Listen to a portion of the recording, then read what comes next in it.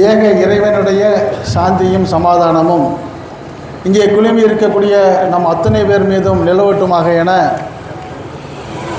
நான் சார்ந்திருக்கும் இந்திய யூனியன் முஸ்லீம் லீக் சார்பாகவும் எங்களுடைய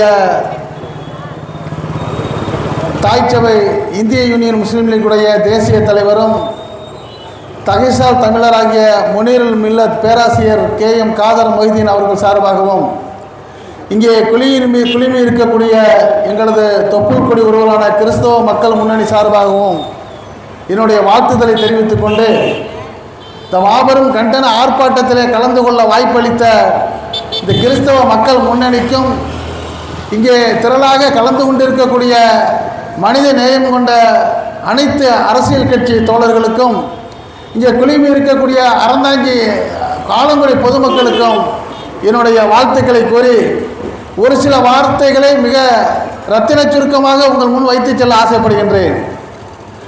இந்த ஒரு சிறப்பானது ஒரு ஆர்ப்பாட்டம், கண்டன ஆர்ப்பாட்டமானது நம்மை ஆண்டு கொண்டு இருக்கக்கூடிய மத்திய பாசிச பாரதிய ஜனதா கட்சிக்கு எதிரானது. இந்த பாரதிய ஜனதா கட்சிக்கு எதிராக இங்கே இந்த கண்டன ஆர்ப்பாட்டத்தை நடத்தி கொண்டிருக்கக்கூடிய கிறிஸ்தவ மக்கள் முன்னணி அழைப்பை ஏற்று இங்கே சிறப்பாக நடத்தி கொண்டிருக்கிறது. இதை தலைமையேற்று நடத்தி கொண்டிருக்கக்கூடிய அன்பு சகோதரர் ஓவை டேவிட் ராஜ் அவர்களே, முன்னிலை வகிக்கக்கூடிய மரியாதைக்குரிய தோழர் ஜான் வெலிக்ஸ் அவர்களே, தலைமை கண்டன உரை நிகழ்த்த இருக்கின்ற மரியாதைக்குரிய சகோதரர் மரிய ஆரோக்கியம் அவர்களே, இங்கே கண்டன உரைகள் ஆற்ற வருகின்றிருக்கக்கூடிய மரியாதைக்குரிய தோழர் அம்பேத் வலுவன் அவர்களே, விடுதலை தமிழ் புலிகள் கட்சியினுடைய தோழர் பொறியாளர் முகிலன் அவர்களே, இந்திய தேசிய காங்கிரசுடைய மாநில சிறுபான்மைத்துறை தலைவர் மரியாதைக்குரிய அன்பு சகோதரர் AMS இப்ராஹிம் பாபு அவர்களே, புதுக்கோட்டை காங்கிரஸ் கமிட்டியுடைய தலைவர் மரியாதைக்குரிய சகோதரர் KK ஃபாரூக் அவர்களே, நகர காங்கிரஸ் கமிட்டியுடைய ஆலங்குடி தலைவர் மரியாதைக்குரிய அண்ணன் MS அருங்குலவன் அவர்களே, எனக்கு முன்னால் ஒரு சிறப்பானது ஒரு உரையாற்றி சென்றிருக்கக்கூடிய மஜ்லிஸ் கட்சியுடைய மாநில பொறுப்பாளர் அன்பு சகோதரர் AR சுல்தான் தேவபதி அஜ்ரத் அவர்களே, இந்திய மஜ்லிஸ் கட்சியுடைய முபாரக் ஜானன் அவர்களே, மனிதநேய ஜனநாயக கட்சியுடைய முகமது ஜான் அவர்களே, சிங்கமென கர்ஜித்து இங்கே சொற்பொழியாற்ற வருகின்றிருக்கக்கூடிய தமிழக மக்கள் ஜனநாயக கட்சியுடைய மாவட்ட செயலாளர் அன்பு சகோதரர் MES தாஜ் அவர்களே, யூசுப்ராஜா அவர்களே, மரியாதைக்குரிய ஷேக் தாவூதீன் அவர்களே, தோழர் சுதாகர் அவர்களே, நிறைய தோழர்களை போட்டிருக்கிறீங்க. நேரங்கிறது உங்கள் அத்தனை பேர்களையும் அழைத்ததாக எண்ணிக்கொள்ளுங்கள். இந்த கண்டன ஆர்ப்பாட்டம் எதுக்குங்கிறத சுருக்கமாக நம்ம சொல்லிட்டா நல்லா இருக்கும். இந்தியாவை பொறுத்த வரைக்கும் இந்து மக்கள், இஸ்லாமிய மக்கள், கிறிஸ்தவ மக்கள் அண்ணன் தம்பியாக வாழ்ந்துக்கிட்டு இருக்கிறோம். அதில் எந்த சந்தேகமும் இல்லை.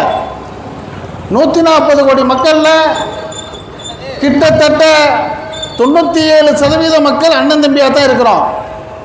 எனக்கு முன்னாடி பேசிய மரியாதைக்குரிய அண்ணன் சுல்தான் தேவபந்தி சொன்னார், நம்மெல்லாம் அண்ணன் தம்பின்றாரு. உண்மையில் அண்ணன் தம்பி தான். இஸ்லாமிய வேதம் என்ன சொல்லுது? இந்த உலகத்தில் 1,44,000 இறை தூதர்களை, நபிமார்களை இறக்கி வைத்தேன் என்று.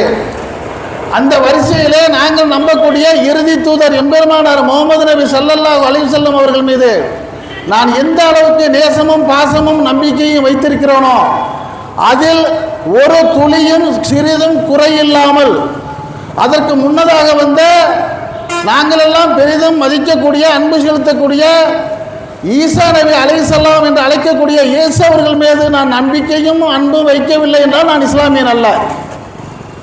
ஆகவே எங்களை பொறுத்த வரைக்கும் எந்த ஒரு நபிமார்கள் மீதும் எங்களுக்கு வெறுப்பு கிடையாது. அதுதான் இஸ்லாம் சொல்லிக் கொடுத்த வழிமுறை. உங்களுக்கு ஒரு தகவலுக்காக சொல்லுகிறேன். இலங்கையிலே ரத்தினபுரி என்ற ஒரு ஊர் இருக்கிறது. அந்த ஊரிலே ஒரு மலை இருக்கிறது. அந்த மலையுடைய சரித்திரம் என்னவென்றால், இந்த உலகத்திலே முதல் மனிதனாக வந்த ஆதம் என்று சொல்லக்கூடிய ஆதம் அலைஹிஸ்ஸலாம் அவர்கள் தன்னுடைய மனைவியை பிரிந்து தேடிக்கொண்டு சென்ற பொழுது அந்த மலையின் உச்சியிலே நின்று தேடுகிறார்கள். எங்கும் தென்படவில்லை. அழுது புலம்புகிறார்கள். இறைவா என் மனைவியை கண்ணிலே காட்டு என்று புலம்பக்கூடிய அந்த நேரத்திலே அவர்களுடைய கண்ணீர் துளிகள் எல்லாம் அந்த மலையை சுற்றி சிதறுகிறது. அப்படி சிதறிய அந்த கண்ணீர் துளிகள் தான் ரத்தினங்களாக இன்றும் இருக்கிறது. அந்த மலையை சுற்றிலும் நாம் ஆராய்ந்து பார்த்தால் ரத்தின கற்கள் கிடைக்கின்றன. அதெல்லாம் அந்த ஆடமுடைய கண்ணீர் துளிகள். அந்த மலையிலே அவர் அழுது புலம்பி நின்றார் அல்லவா, அந்த கால் தடம் பதித்திருக்கக்கூடிய அந்த மலையில வந்து கால் தடம் பதிச்சிருக்கு. அந்த பதித்திருக்கிற அந்த தடத்தை என் தோழர்கள், மூத்த சகோதரர்கள், கிறிஸ்தவ பெருமக்கள் சொல்கிறார்கள் ஆடம் ஸ்பீச் என்று. எனக்கு முந்தைய சகோதரர்கள் இந்து பெருமக்கள் சொல்கிறார்கள் அதை சிவனடிபாதம் என்று. நாங்கள் சொல்கிறோம் அது பாவா ஆதமலை என்று. இப்போ ஒன்றை புரிஞ்சு பார்த்தேங்க, ஆதி மனிதன் சிவனும் நாங்கள் எதிர்க்கக்கூடியவர் அல்ல. எங்களுக்கு முந்தைய நபி இயேசு ஈசா அலைஹிஸ்ஸலாம் அவர்களும் நாங்கள் எதிர்க்கக்கூடியவர்கள் அல்ல. நாங்கள் போற்றக்கூடிய நபி முகமது நபி ஸல்லல்லாஹு அலைஹி வஸல்லம் அவர்களும் நாங்கள் எதிர்க்கக்கூடியவர்கள் அல்ல. சரி, அப்புறம் ஏயா உங்களை மட்டும் பாஜக எதிர்க்கிறான், ஆர்எஸ்எஸ் எதிர்க்கிறான்? இந்த சந்தேகம் வருதுல்ல, அந்த சந்தேகத்தை தீர்க்கத்தான் இந்த கண்டன ஆர்ப்பாட்டம். இந்து மக்களா இருக்கட்டும், கிறிஸ்தவ மக்களா இருக்கட்டும், இஸ்லாமிய மக்களா இருக்கட்டும், அண்ணந்தமையா இருக்கிறோம். இங்க உள்ள மக்களுக்கு பெரும்பாலான கல்வியை கொடுத்தது கிறிஸ்தவ மக்கள். அண்ணாதுரை சொன்னாரு ஒரு நாடகத்தில், தாழ்த்தப்பட்ட மனிதனாக இருந்த அண்ணாதுரைய துன்புறுத்துவாங்க. மரியாதைக்காக என்ன பண்றாரு, தான் வேலை பார்த்துக்கிட்டு இருந்த அந்த பண்ணையார்ட்டேருந்து விடுதலை வாங்கிட்டு போயிடுறாரு. விரட்டி அடித்த பண்ணையார் வீட்டுக்கு சில காலம் கழித்து ஒருத்தர் வர்றாரு. அவரை அந்த பண்ணையார் கட்டி தழுவி வரவேற்கிறார். அப்போது அந்த பண்ணையார் கேட்கிறார், நீங்கள் யார் என்று. அப்ப அந்த வந்தவர் சொல்லுகிறார், நான் உங்களிடம் வேலை பார்த்த முனியாண்டி, இப்ப முகம்மது ஆகிவிட்டேன். முனியாண்டியாக இருந்தபோது நீங்கள் என்னை அடித்து துரத்தினீர்கள், இன்று முகம்மது ஆகிவிட்ட பிறகு என்னை கட்டி தழுவுகிறீர்கள். எனவே எனக்கு கண்ணியம் கொடுத்த மார்க்கம் இஸ்லாமிய மார்க்கம், அதை நான் ஏற்றுக்கொண்டேன் என்கிறார். இது அண்ணாதுரை நடித்த நாடகம், உண்மையும் அதுதான். கிறிஸ்தவ மனிதனாக இருக்கட்டும், இஸ்லாமியனாக இருக்கட்டும், இந்து மக்களை விரோதியாக நினைப்பதே கிடையாது.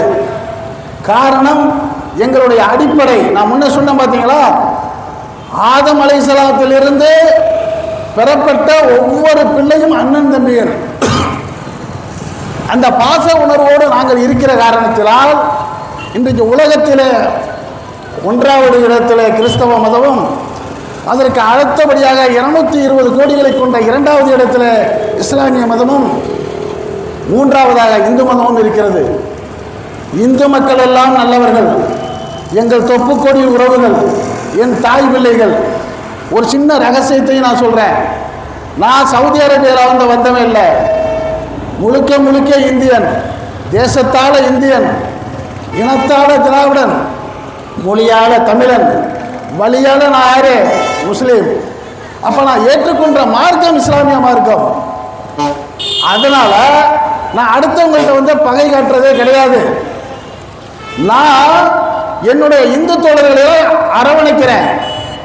அந்த இந்து தோழர்கள் என்ன அரவணைக்கிறாங்க, அதில் மாற்று கருத்து இல்லை.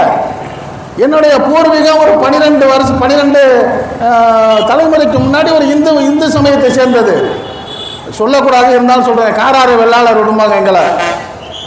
இப்போ உங்களுக்குலாம் தெரியும், இப்போ சினிமா படத்தில் நடிச்சுக்கிட்டு இருக்கால தம்பி ராமையா என் சொந்தக்காரரு, எனக்கு மாப்பிள்ளை. அவர் அன்னவாசலில் இருக்கிற டாக்டர் கருணாகரன் எங்கள் மச்சான். இதுதான் உண்மை. அன்னவாசலில் இருக்கிற அந்த மிராசு வீடு எங்கள் பங்காளி வீடு. இப்படி இருக்கிற எங்கள் உறவை இவன் ஏன் கெடுக்கிறான் தெரியுமா? இவன் போறவனை கட்டி தள்ளிவிடான், வரவேற்கிறான், வாழ்த்து சொல்றான். இதை பிரிக்கணும்னு திட்டம் போடுறது இந்துக்கள் அல்ல, 3% மக்கள். இந்த இந்தியாவில் வாழக்கூடிய 97% மக்கள் ஒருத்தர் அரவணைக்கிறான். 3% மக்கள் விஷத்தை பரப்புறான். அந்த 3% மக்கள் தான் இந்த இந்திய திருநாட்டை பிடிக்கணும்னு துடிக்கிறான். நாங்கள் விட மாட்டோம். யார் என் இந்து மக்கள் ஆளட்டும், என் கிறிஸ்தவ மக்கள் ஆளட்டும், நாம் இஸ்லாமிய மக்கள் ஆளட்டும், நாங்கள் இந்தியர்கள் எல்லாம் ஆளுகிறோம் வாழுகிறோம். ஆனால் உன்னுடைய அந்த விஷமத்தனத்திற்கு இடம் கொடுக்க மாட்டோம் என்பதை இந்த நாட்டுக்கு பிரேரணப்படுத்தக்கூடிய கூட்டம் தான் இந்த கூட்டம். அப்ப 97% மக்கள் ஒன்னா இருக்கிறமே, 3% மட்டும் எப்படியா முன்னேறி இருக்கிறாங்கன்னு நீங்க கேட்கலாம். அதுக்கு ஒரு விடை முடிச்சிருவேன் அரை நிமிஷத்துல. இந்திய அரசாங்கத்தை வழிநடத்தக்கூடிய 100 IAS செக்ரட்டரியேட் ஆபீசர்ஸ் இருக்கிறாங்க. அவங்க தான் கிட்டத்தட்ட இந்த நாட்டையே ஆளக்கூடியவங்க. அது நிதித்துறையா இருக்கட்டும், மருத்துவத்துறையா இருக்கட்டும், எந்த துறையாக இருக்கட்டும், அந்த செக்ரட்டரியேட் அதிகாரிகள் போடக்கூடியதான் சட்டம். அந்த 100 அதிகாரிகள்ல 97 அதிகாரிகள் அந்த 3% வாழக்கூடிய அந்த பிராமண வகுப்பை சார்ந்தவர்கள். ஓப்பனா சொல்லித்தான் அவன, வேற வழியே இல்லை. அப்ப 97% வாழக்கூடிய செட்டியாருக்கு இடம் இல்லை, முதலியாருக்கு இடம் இல்லை, கல்லருக்கு இடம் இல்லை, அகமுடியாருக்கு இடம் இல்லை, முஸ்லீமுக்கு இடம் இல்லை, கிறிஸ்தவனுக்கு இடம் இல்லை. 3% இருக்கிற அந்த 3% கூட்டம் 97 IAS அதிகாரிகளை வைத்துக் கொண்டு இந்த நாட்டை ஆண்டு கொண்டு இருக்கிறீர்களே, இது நியாயமான்னு கேட்ட நான் பொல்லாதவன். நம்மளுடைய இந்த ஒற்றுமை வந்துவிடக்கூடாதுங்கிறதுக்காக அங்கே அங்கே சாதி பெயரை சொல்லி, மதத்தின் பெயரை சொல்லி மக்களை பிரித்து இந்த நாடை துண்டாட நினைக்கக்கூடிய அந்த பாசிச பாரதிய ஜனதா செய்யக்கூடிய இந்த திட்டத்தை, இந்த கொட்டத்தை எதிர்த்து தான் இப்ப நம்ம ரோட்டுக்கு வந்திருக்கிறோம். கொஞ்சம் கூட மனிதாபிமானம் இல்லாம இந்தியா முழுக்க வந்த அந்த கிறிஸ்துவ வெள்ளைக்காரர்கள் கொடுக்கலன்னா நம்ம படிச்சிருக்கவே மாட்டோம். அவர்கள் செய்த அந்த மருத்துவ சேவை இல்லைன்னா ரொம்ப பேர் செத்து போயிருப்போம். அரபிய நாட்டிலிருந்து வந்த அந்த அரபியர்கள் அன்பை கொடுத்து நீ அண்ணன் தம்பின்னு சொல்லி அரவணைக்கிறேன்னா நம்ம வாழ்ந்திருக்கவே மாட்டோம். இப்படிப்பட்ட உறவை நீடிச்சா போக போக கிறிஸ்தவமும் இஸ்லாமும் இந்துக்களும் ஒன்னாயிருவாங்க. நம்ம 3 பேரும் இங்க செல்லங்கொழிக்க முடியாதுங்கிற சதி திட்டத்தினால என்ன பண்றா, பிரச்சனையை வளர்க்கிறான். மனிதனுக்கு அறிவை ஆண்டவன் கொடுத்திருக்கிறான். இவன் என்ன பண்றான், பாலை கொட்டுறான், மூத்திரத்தை குடிக்கிறான். கொஞ்சமாச்சும் அறிவுக்கு சம்பந்தம் இருக்கா? மனிதன் குடிக்க வேண்டியது பால், கொட்ட வேண்டியது மூத்திரம். இவன் என்ன பண்றான், பாலை ஊத்துறான், மூத்திரத்தை குடிக்கிறான். இதுதான் இவனுடைய அறிவு. அப்ப அந்த மூத்திரத்தை குடிச்சா நீ முக்தி பெறுவான்னு சொல்லி ஒரு தவறான ஒரு செய்தியை பரப்புறான். இதுதான் இவன் செய்யக்கூடிய சூழ்ச்சி. இப்ப நம்ம சொல்ல வரக்கூடிய செய்தி என்னன்னா, ஒரு ஃபாதரை, ஒரு மத போதகரை அவர் வாயில சாணத்தை வச்சு திணிக்கிறியே, உனக்கு கொஞ்சமாவது மனிதமான அறிவு இருந்தா செய்வியா? ஒரு பாதிரியார துடிக்க துடிக்க நெருப்பு வச்சு கொளுத்தினியே, உனக்கு கொஞ்சமாவது ஈவு இறக்கம் இருக்கா? இன்னைக்கு உத்தரப்பிரதேசத்தில் வாழக்கூடிய தேவாலயங்களை அடிச்சு நொறுக்கிறியே, இது வேதத்தில் சொல்லியிருக்கா? உத்தரப்பிரதேசத்தில் வாழக்கூடிய இஸ்லாமியர் ஒரு சின்ன தப்பு பண்ணிட்டா நேரா புல்டோசரை வச்சு அவன் வீட்டை இடிக்கிறியே, இது சரியா? இப்படின்னு நம்ம கேட்கல, இந்து மக்கள் கேட்கிறாங்க.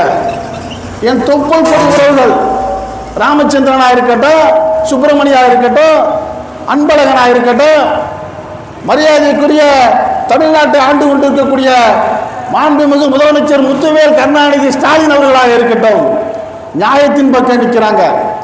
அந்த நியாயத்தின் பக்கம் நிற்கக்கூடியதை உனக்கு உறுத்துதுண்டா, நீயும் எங்க கூட வந்துறியா? இந்துவா வந்துரு, முஸ்லீமா வந்துரு, கிறிஸ்தவனா வந்துரு. 3% இந்த நாட்டில் இருந்துகிட்டு ஒட்டுமொத்த 140 கோடி மக்களையும் பிரித்தாளக்கூடிய உன் சூழ்ச்சியை நாங்க அம்பலப்படுத்துறதுக்கு தான் இப்ப ரோட்டுக்கு வந்திருக்கிறோம். ஒரு தயவான வேண்டுகோள் இந்த ஆலங்குடி மக்களுக்கு. நான் எல்லாருக்கும் சொல்றேன், இந்து மக்கள், இஸ்லாமிய மக்கள், கிறிஸ்தவ மக்கள், இப்ப நம்ம முழிச்சுக்கணும். இப்ப நம்ம முழிச்சுக்கிட்டோம்னா இனி எந்த காலத்திலையும் விழிக்கவே முடியாது. இந்த கிறிஸ்தவ மக்கள் முன்னணி ஏற்பாடு செய்திருக்கக்கூடிய இந்த கூட்டம் மிக சரியான தருணத்தில் வந்திருக்கிறது. இதை இங்க இருந்து கேட்கிறவங்களும் சரி, ஏத்தாப்புல நின்று கேட்கிறவங்களும் சரி, குறிப்பெடுத்துக் கொண்டிருக்கக்கூடிய காவல்துறையும் சரி, உளவுத்துறையும் சரி, இதை உலகத்தை பரப்புங்கள்.